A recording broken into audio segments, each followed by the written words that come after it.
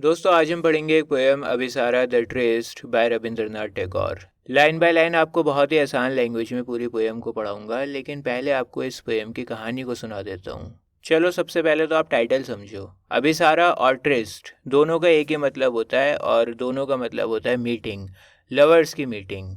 जैसे मान लो आप अपने लवर से मिलने के लिए जा रहे हो तो उस मीटिंग को अभिसारा कहेंगे या फिर ट्रेस्ट कहेंगे। It refers to a meeting or rendezvous between lovers. तो कंफ्यूज मत होना, दोनों का मतलब एक ही है यहाँ पर, और दोनों का मतलब मैंने आपको बताया है लवर्स की मीटिंग। अब यहाँ पर कौन से दो लवर्स हैं जिनकी मीटिंग होगी, मीटिंग की बात हो रही है, ये आपको अभी पता लगेगा। देखो इस पोएम में एक सन्यासी हैं और सन्यासी का नाम है उपागुप्ता। ये एक बुद्धिस्ट मॉन्क हैं जो कि 300 BCE में थे।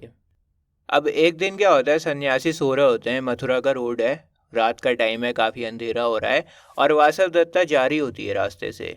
और फिर वासव दत्ता सन्यासी से टकरा जाती है। अंधेरे में वो देख नहीं पाती, सन्यासी रोड के ऊपर लेटे हुए होते हैं और वासव दत्ता के टकराने से ना सन्यासी की आंख खुल गई। वासव दत्ता ने सन्यासी को नींद से जगा दिया तो वो रुकी और रुक के उसने माफ़ी मांगी। वासव दत्ता सन्यासी से कहती है कि आप रोड पर क्यों लेटे हुए हो, आप मेरे घर पर चलिए, मेरे घर पर आराम करिए, ये जगह आपके लिए ठीक नहीं है सोने के लिए। वासव दत्ता बहुत खूबसूरत थी, जवान थी, लेकिन उपागुप्ता ने वासव दत्ता के घर पर आने से मना कर दिया। उन्होंने कहा कि जब सही टाइम होगा ना तब मैं तुम्हारे पास में आऊँगा।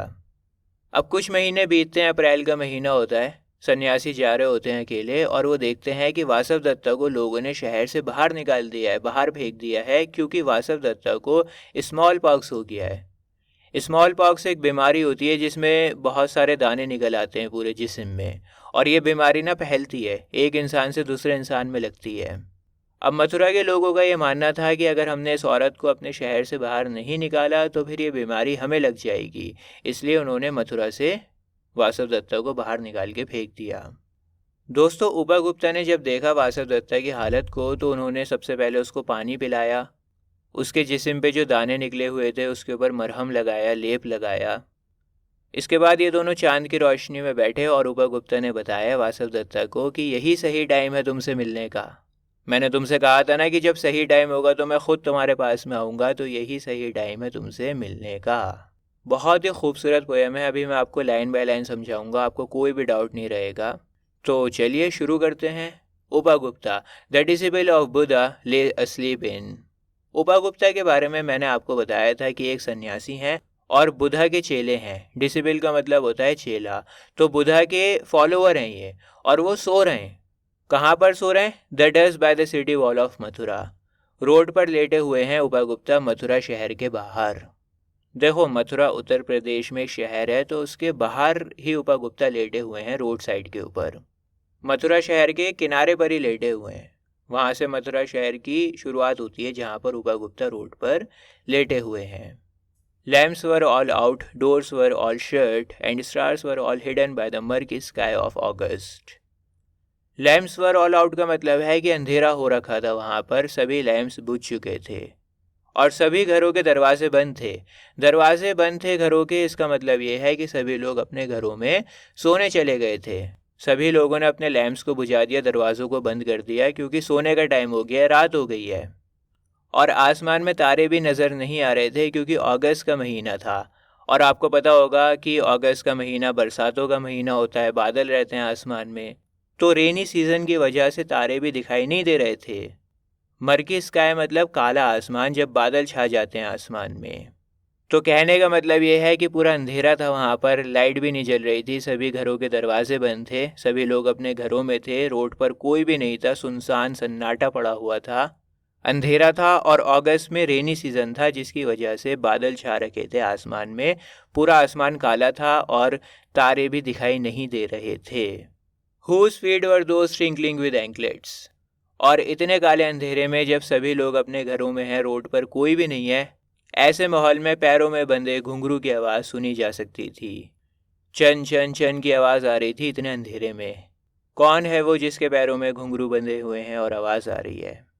Touching his breast of a sudden, और एकदम से क्या हुआ, वो घुंघरू बंधे हुए पैर उपागुप्ता की छाती से टकरा गए जाके। देखो अंधेरा था और उपागुप्ता ज़मीन पर लेटे हुए थे, तो लड़की ने देखा नहीं, एकदम से टकरा गई जाके और पैर लग गया उपागुप्ता की छाती पे। He woke up startled and the light from a woman's lamp fell on his forgiving eyes. उपा गुप्ता एकदम से घबरा के उठे। स्टार्टल्ड का मतलब है एकदम से चौंक जाना, घबरा जाना। अब क्योंकि अंधेरा बहुत ज़्यादा था तो वो लड़की वासव दत्ता अपने साथ लैंप लेकर आई थी। तो जब लड़की ने देखा ना कि मैं किससे टकरा गई हूँ अंधेरे में, तो उसके लैंप की रोशनी उपा गुप्ता की फॉरगिविंग आइज़ पर पड़ी। फॉरगिविंग आइज़ से मतलब यहाँ पर यह है कि उनकी आंखों में कोई भी गुस्सा नहीं था। उनकी आंखें ये कह रही थीं कि ठीक है, तुम मुझसे टकरा गई, तुमने मुझे जगा दिया, कोई बात नहीं, मेरे मन में तुम्हारे लिए कोई भी गुस्सा नहीं है, मैं तुम्हें माफ़ करता हूँ। देखो, इंसान की जो आंखें होती हैं ना, वो सब कुछ बयां कर देती हैं। इंसान चाहे ज़ुबान से कुछ भी बोलता रहे, लेकिन जो आंखें होती हैं ना, वो कभी झूठ नहीं बोलती हैं। तो उपा गुप्ता ने मुंह से तो कुछ नहीं कहा, लेकिन उनकी आंखें ये कह रही थी कि कोई बात नहीं, तुम टकरा गई मुझसे, मैंने माफ़ किया तुम्हें। समझ में आया आपको? फॉरगिविंग आइज़ का मतलब ये है कि उनकी आंखें ये कह रही थी कि ठीक है, कोई बात नहीं, तुम मुझसे टकरा गई, तुमने मुझे जगा दिया, लेकिन मैंने तुम्हें माफ़ किया। उनकी आंखों में कोई भी गुस्सा नहीं था। तो यहाँ पर क्या हुआ, एकदम से चौंक कर उठे उपा गुप्ता और लड़की के हाथ में लैम्प था। जब रोशनी से देखा उसने कि मैं किससे टकरा गई हूँ, तो रोशनी उपा गुप्ता की फॉरगिविंग आइज़ पर पड़ी। फॉरगिविंग आइज़ का मतलब मैंने आपको बता दिया। It was Vasavadatta the dancing girl. दोस्तों, अब उस लड़की के बारे में बता रहे हैं जो उपा गुप्ता से टकराई है। उसका नाम है वासव दत्ता और वो नचनिया थी, डांसिंग गर्ल थी, नाचने वाली लड़की थी। Starred with jewels clouded with a pale blue mantle. और उसका पूरा जिस्म गहनों से, जवाहरातों से ढका हुआ था और उसने हल्के ब्लू कलर का मैंटल पहन रखा था। पेल का मतलब होता है डल, लाइट। तो लाइट ब्लू कलर का मैंटल था। मैंटल देखो कुछ इस तरह का होता है। मैंटल कपड़ों के ऊपर पहना जाता है, तो उसका जिस्म मैंटल से ढका हुआ था। Drunk with the wine of her youth. और वो अपनी जवानी के नशे में धुंध थी। इस लाइन का मतलब ये है कि वो जवान थी, खूबसूरत थी और इस बात का घमंड था उसको, अपनी जवानी का, अपनी खूबसूरती का घमंड था उसको। समझ में आ रहा आपको? वो अपनी जवानी के नशे में धुंध थी। She lowered her lamp and saw the young face austerely beautiful. अब उस लड़की वासव दत्ता ने अपने लैंप को नीचे किया और देखा एक जवान चेहरा, वो चेहरा जो बहुत ही खूबसूरत था। ऑस्ट्रेली का मतलब है यहाँ पर सिंपल, कोई भी डेकोरेशन नहीं थी, कोई भी मेकअप नहीं था। तो बिना कोई सजावट का उनका चेहरा बहुत ही खूबसूरत था, एकदम सिंपल। जैसे आप सन्यासियों को देखोगे, उनके चेहरे पे ना तेज होता है, चमक होती है उनके चेहरे के ऊपर मेडिटेशन की वजह से। कोई भी वो मेकअप नहीं करते, लेकिन फिर भी उनका चेहरे पे तेज होता है। तो यहाँ पर यही कह रहे हैं कि बहुत ही सिंपल खूबसूरती थी। सन्यासी भी जवान थे, खूबसूरत थे। तो उपा गुप्ता का चेहरा जब वो लड़की देखती है लैंप को नीचे करके, तो वो देखती है कि जवान थे उपा गुप्ता और बहुत ही खूबसूरत थे। Forgive me young aesthetic said the women. औरत ने कहा कि मुझे माफ़ करना, जवान सन्यासी। एस्थेटिक का मतलब होता है सन्यासी। Graciously come to my home, the dusty earth is not a fit bed for you. Graciously का मतलब है काइंडली, बहुत ही नम्रता से उस लड़की ने कहा। उसने कहा कि आप मेरे घर पर चलो, ये रोड सही जगह नहीं है आपके सोने के लिए। The young ascetic answered, Women, go on your way. When the time is ripe, I will come to you. जवान सन्यासी ने जवाब दिया। उन्होंने कहा कि ए औरत, तुम परेशान मत हो, तुम जहाँ पर जा रही थी वहाँ पर जाओ, और जब सही टाइम होगा तो मैं खुद तुम्हारे पास में आऊँगा। दोस्तों, यहाँ पर ना दो मतलब निकल रहे हैं। एक मतलब तो ये है कि तुम जहाँ पर जा रही हो वहाँ पर जाओ, जब सही टाइम होगा तो मैं तुमसे मिलूँगा। दूसरा मतलब यहाँ पर ये निकल सकता है कि वो लड़की वासव दत्ता बहुत ज़्यादा मटीरियलिस्टिक है, बहुत सारे गहने पहन रखे हैं ना उसने, और वो अपनी जवानी में खोई हुई है। अभी वो स्पिरिचुअल नहीं है, उसने गहने पहन रखे हैं, तैयार हुई हुई है, नशे में है जवानी के। लेकिन उपा गुप्ता ये सब चीज़ों को त्याग कर चुके हैं, बहुत ही सिंपल लाइफ को जी रहे हैं। तो वो लड़की अभी तैयार नहीं है स्पिरिचुअलिटी के लिए। तो इसीलिए वो ये कह रहे हैं कि तुम अपने घमंड के रास्ते पर जाओ, जहाँ पर जा रही हो वहाँ पर जाओ, अभी सही टाइम नहीं है। जब सही टाइम होगा, तुम्हारा भरम टूट जाएगा, तुम्हारा घमंड ख़त्म हो जाएगा, तब मैं खुद आऊँगा तुमसे मिलने के लिए। और ऐसा होता भी है। कहानी के आखिर में मैंने आपको बताया था कि इसको स्मॉल बॉक्स हो जाता है, तब उपा गुप्ता इससे मिलने के लिए जाते हैं जब इसका घमंड चूर चूर हो चुका होता है और इसकी खूबसूरती ढल चुकी होती है। तो दो मतलब निकल रहे हैं यहाँ पर। अच्छा, एक बात और बताऊं आपको कि जो लड़की है ना वासव दत्ता, ये फिजिकली ब्यूटीफुल है, और जो सन्यासी हैं उपा गुप्ता वो स्पिरिचुअली ब्यूटीफुल हैं।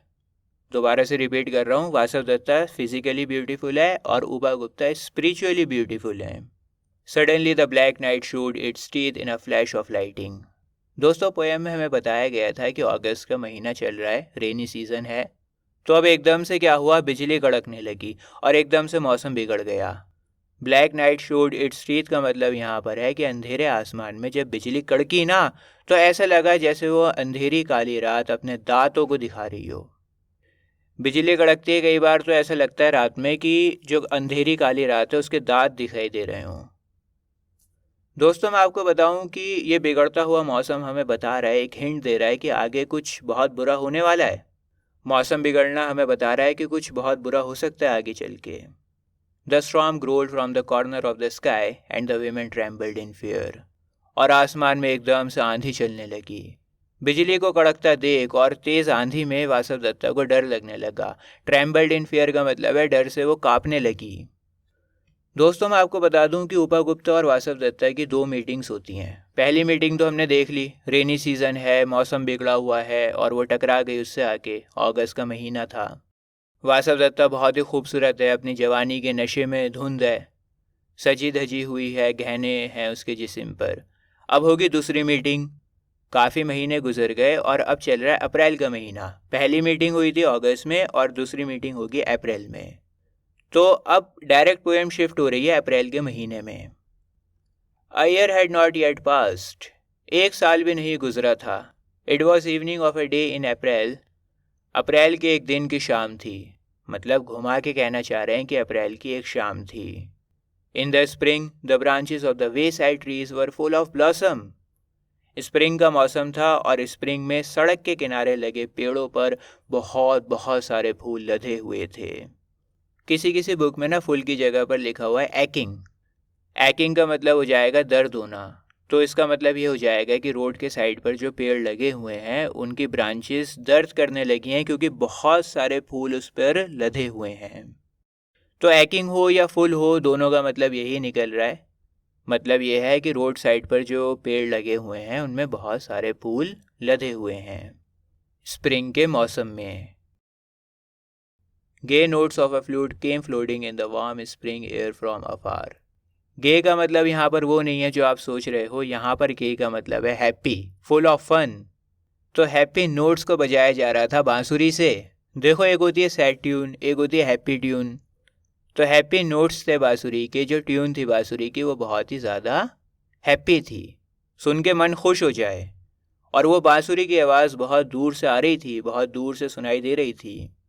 वो बांसुरी की आवाज़ हमें याद दिलाती है स्प्रिंग सीज़न की खूबसूरती, स्प्रिंग सीज़न का लव, स्प्रिंग सीज़न का होप, स्प्रिंग सीज़न की हैप्पीनेस की याद दिलाती है वो बांसुरी की आवाज़। कहने का मतलब ये है कि बहुत ही अच्छी लग रही थी, बहुत ही हैप्पी नोट्स थे उस बांसुरी की आवाज़ के। और जो मौसम था स्प्रिंग का, उसमें वो आवाज़ चार चांद लगा देती है। The citizens had gone to the woods for the festival of flowers. शहर खाली पड़ा हुआ है क्योंकि शहर के लोग जंगल में गए हुए हैं। स्प्रिंग का महीना है और फेस्टिवल ऑफ फ्लावर्स को एंजॉय करने के लिए लोग जंगल में गए हुए हैं। वुड्स का मतलब होता है जंगल। देखो, मेरी बात समझो ध्यान से। जब अगस्त का महीना चल रहा था तब भी मथुरा के रोड पर कोई भी लोग नहीं थे। उस टाइम क्या था, सभी लोगों ने दरवाज़ों को बंद कर लिया था, घरों में थे, सब लोग सोने चले गए थे। तो कोई भी रोड पर नहीं था और अब भी लोग रोड पर नहीं है। अब क्यों नहीं है रोड पर? क्योंकि ये लोग जंगल में गए हुए हैं, क्योंकि स्प्रिंग का महीना चल रहा है और फूलों को देखने के लिए, फेस्टिवल ऑफ फ्लावर्स मनाने के लिए ये लोग जंगल में गए हैं। From the mid sky gauge the full moon of the shadows of the silent town. दोस्तों, चांद सिंबल होता है ब्यूटी का। जैसे एक गाना है ना, ये चांद से रोशन चेहरा, और चांद को रोमांस से भी एसोसिएट किया जाता है। तो इस लाइन का मतलब तो यह है कि आसमान के बीच में पूरा चांद निकला हुआ था और उसकी चांदनी शांत शहर पर पड़ रही है। देखो, पहले वाली लाइन में पोएट ने बताया था आपको कि शहर खाली पड़ा हुआ है, सभी लोग जंगल में गए हुए हैं। तो शहर एकदम शांत है, खाली है, और शांत शहर पर चांद की रोशनी पड़ रही है, चांदनी पड़ रही है, और पूरा चांद निकला हुआ है आसमान के बीच में। दोस्तों ये लाइंस ना बड़ी रोमांटिक है और ये एक हिंट दे रही हैं कि किसी दो लवर्स का मिलन होने वाला है, अभी सारा होने वाला है, कुछ रोमांटिक होने वाला है, दो लोग मिलने वाले हैं। The young aesthetic was walking in the lonely street. एक जवान सन्यासी यानी कि उपगुप्ता गली में जा रहे थे। गली में कोई भी लोग नहीं थे, वहाँ पे खाली पड़ी हुई थी। दोस्तों अगर आपको याद हो तो अगस्त के महीने में वासव दत्ता चल रही थी और मैंने आपको बताया था कि उस टाइम पर भी रोड खाली था, कोई भी नहीं चल रहा था, सब लोग अपने घरों में थे, दरवाज़ा बंद था लोगों का और उपगुप्ता लेटे हुए थे उस टाइम पर। और आज अप्रैल के महीने में क्या हो रहा है, उपगुप्ता चल रहे हैं, आज भी रोड के ऊपर कोई नहीं है, सब लोग गए हुए हैं और आगे आपको पता लगेगा कि यहाँ पर वासव दत्ता लेटी हुई मिलेंगी इन्हें। तो उल्टा हो रहा है, यहाँ पर रोल जो है वो रिवर्स हो रहा है। पहले वासव दत्ता चल रही थी, उपगुप्ता लेटे हुए थे, अब उपगुप्ता चल रहे हैं और वासव दत्ता लेटी हुई मिलेगी इन्हें आगे। और दोनों जगह पर खाली था, कोई भी लोग नहीं थे। While overhead the love-sick quails uttered from the mango branches their sleepless plaint. दोस्तों कोयल एक चिड़िया होती है और बहुत मीठी आवाज़ होती है इसकी। तो वो कोयल चिड़िया गाना गा रही है और गाना गा रही है लव सिक मेलोडीज़। अपने लव्ड वंस को गाना गा के पुकार रही है, बुला रही है, अपनी लॉन्गिंग्स को बयां कर रही है, तड़प को बयां कर रही है। जैसे बॉलीवुड में कुछ गाने हैं, अगर तुम मिल जाओ ज़माना छोड़ देंगे हम। यहाँ पर तड़प को दिखा रहा है कि अगर तुम मिल गए हमें तो हम ज़माने को छोड़ देंगे। एक और गाना है बेख्याली में भी तेरा ही ख्याल आए, क्यों बिछड़ना है ज़रूरी ये सवाल आए। तो इस तरह के गाने अपने लवर से मिलने की तड़प को बयां कर रहे हैं। बिल्कुल वैसे ही ये कोयल चिड़िया गाना गा रही है और इनके गानों में अपने लव्ड वन से मिलन की तड़प है। और ये गाना गा रही हैं आम के पेड़ों से। प्लेंट का मतलब यहाँ पर है कंप्लेंट से, शिकायत कर रही हैं। उनकी आवाज़ में ना दर्द है, रो रही हैं वो।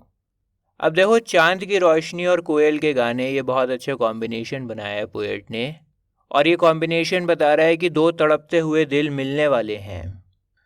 उपगुप्ता passed through the city gates and stood at the base of the rampart. Rampart कहते हैं ऐसी दीवार को जो प्रोटेक्ट करती है शहर को। जैसे किले की दीवारें होती हैं ना, किले को प्रोटेक्ट करती हैं, वैसे ही शहर की दीवार है जो शहर को प्रोटेक्ट कर रही है, उसकी हिफाजत कर रही है। तो उपगुप्ता ने मथुरा शहर के गेट को पार कर लिया है और वो जो दीवार बनी हुई थी ना प्रोटेक्शन के लिए, उसके नीचे खड़े हुए हैं। समझ में आ रहा है आपको? मथुरा शहर जहाँ पर ख़त्म हो रहा है ना, जहाँ पर एंड है मथुरा शहर का, जो गेट लगा हुआ है, वहाँ पर उपगुप्ता खड़े हुए हैं। उन्होंने गेट को पार कर लिया था और दीवारें बहुत मोटी मोटी होती हैं, वहाँ पर गेट भी लगा हुआ होता है, कटी हुई होती हैं दीवारें। तो वो वहीं पर दीवार के नीचे खड़े हुए थे गेट को पार करके। बिल्कुल मथुरा शहर का जो किनारा था, जहाँ पर मथुरा शहर ख़त्म हो रहा है, वहाँ पर उपगुप्ता खड़े हुए हैं। What women lay at his feet in the shadow of the mango grove. उन्होंने देखा कि एक औरत उनके पैरों के पास में लेटी हुई है, आम के पेड़ों की छाँव में। मैंगो ग्रोव मतलब आम के बहुत सारे पेड़। तो आम के पेड़ों की छाँव में एक औरत पड़ी हुई थी उनके पैरों के पास में। Struck with the black pestilence, her body spotted with sores of smallpox. और वो औरत एक ख़तरनाक बीमारी से जूझ रही थी, उसका पूरा जिस्म स्मॉल पॉक्स से सूज गया था, दाने हो गए थे उसके पूरे जिस्म में। स्मॉल पॉक्स आप नेट पर सर्च कर सकते हो कैसी बीमारी होती है। मैं यहाँ पर नहीं दिखाना चाहता हूँ उसका फ़ोटो, क्योंकि अगर मैंने फ़ोटो दिखाया तो कुछ बच्चे डिस्टर्ब हो सकते हैं। तो आप नेट पर देख सकते हो कितनी ख़तरनाक और भयंकर बीमारी होती है ये। She had been hurriedly driven away from the town to avoid her poisonous contagion. अब उस औरत को स्मॉल पॉक्स हो गया है। ये बीमारी एक इंसान से दूसरे इंसान में लगती है, तो इसलिए फटाफट से उस औरत को मथुरा शहर से बाहर निकाला गया ताकि ये बीमारी और लोगों में ना फैले। The ascetic sat by her side took her head on his knees. Upagupta उस लड़की के पास में बैठे और उस लड़की का जो सर था ना, उसके सर को अपने घुटनों पर रखा। And moistened her lips with water and smeared her body with balm. इसके बाद उपगुप्ता ने लड़की को पानी पिलाया, उसके होठों को गीला किया पानी से और उसके जिस्म पर बाम लगाया, लेप लगाया, ताकि उसको दर्द से थोड़ी सी राहत मिल सके, थोड़ा सा दर्द उसका कम हो सके। Who are you, merciful one? asked the women.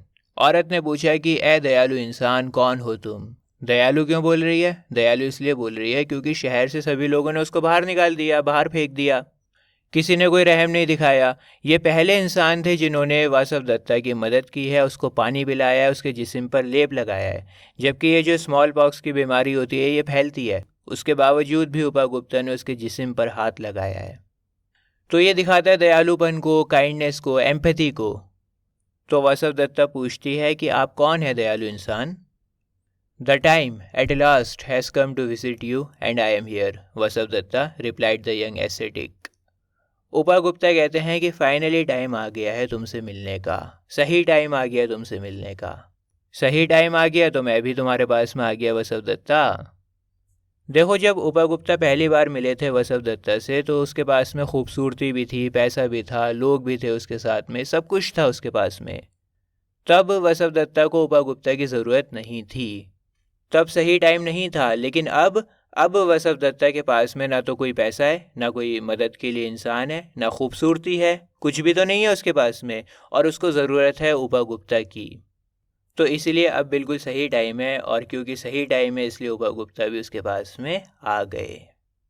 और दोस्तों, ये पोएम यहीं पर ख़त्म हो जाती है। आपकी स्क्रीन के ऊपर अभी एक प्लेलिस्ट आ रही होगी, इस प्लेलिस्ट पर आप क्लिक करो, आपको आईएससी इंग्लिश के सारे चैप्टर्स मिल जाएंगे, बहुत ही आसान लैंग्वेज में। मिलता हूँ आपसे किसी और वीडियो में। जय हिंद।